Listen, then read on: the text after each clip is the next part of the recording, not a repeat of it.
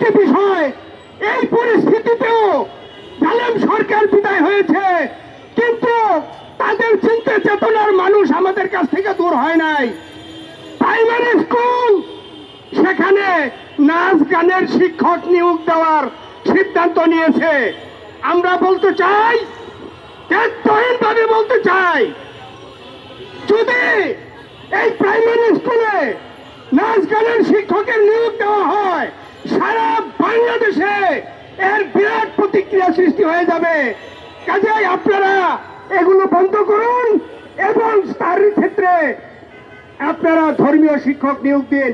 ধর্মীয় শিক্ষক নয়, ধর্মীয় শিক্ষক হিন্দু, বৌদ্ধ, খ্রিস্টান, যত ধর্মের মানুষ আছে প্রত্যেক ধর্মের ধর্মীয় শিক্ষক থাকা দরকার।